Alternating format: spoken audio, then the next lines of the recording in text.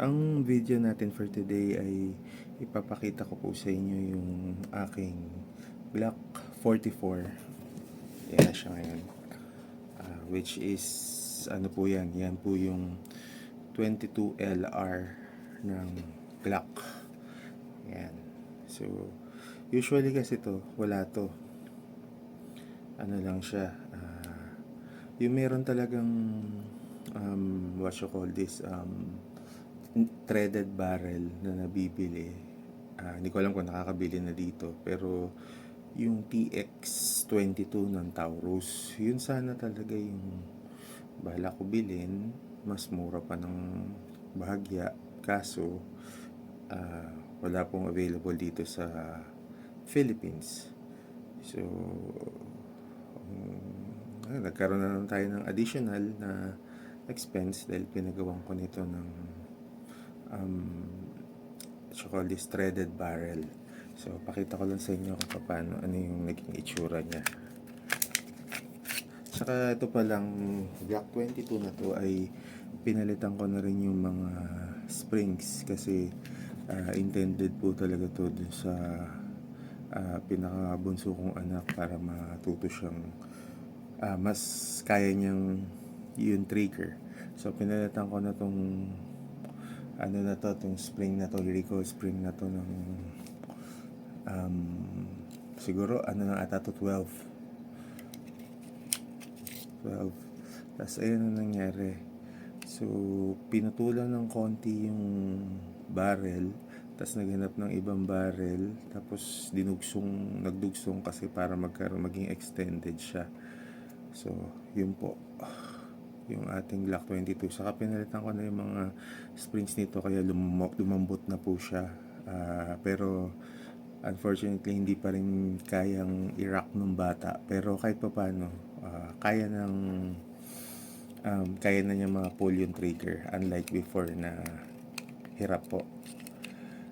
So yun, balik na muna natin to para mapakita ko sa inyo yung nangyari. So wala po talaga, nakalimutan ko mag safety check, pero wala po tayong bala rito. So yan. So ito po, nilagyan nito. Kung magtatanong kayo kung saan ko ito pinagawa, dito lang sa may Quezon City. Message na lang kayo kung magpapagawa kayo, ituro ko sa inyo. Ayan, nilagyan niya ng ganito, ng sleeves. Tapos threaded na rin siya, 1/2. Tapos ito yung ano natin, sobrang tahimik niya na. Tapos yan na siya ngayon. Kaso ang naging problem niya,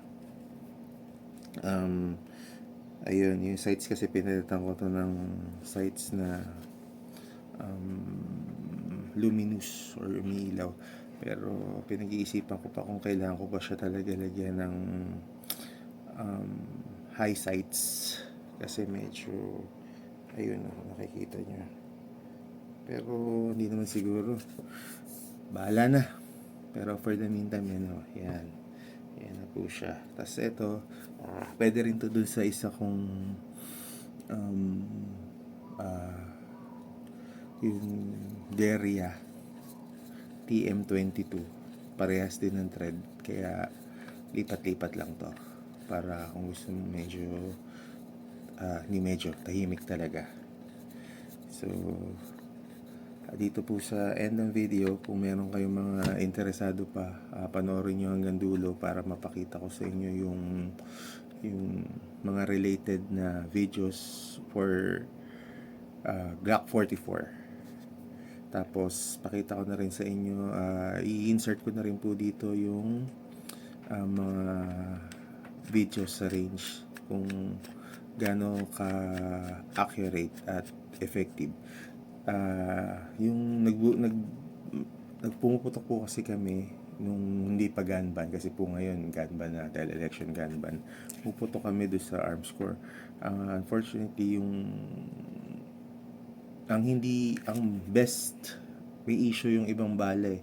Ang kailangan ng ginagamit dito, kasi syempre dito tayo sa Pilipinas, yung high velocity. high velocity na hindi yung hollow point solid. May issue pa rin yung ano yung hollow point ng arms core. So, yun po lang ginagamit ko. No, walang masyadong malfunctions.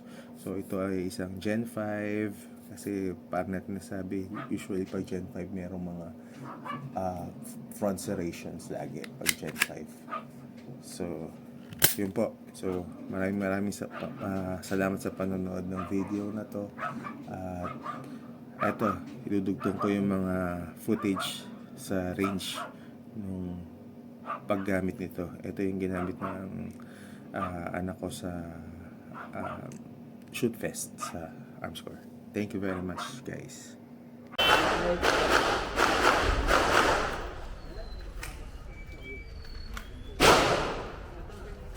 Are you ready? Stand by.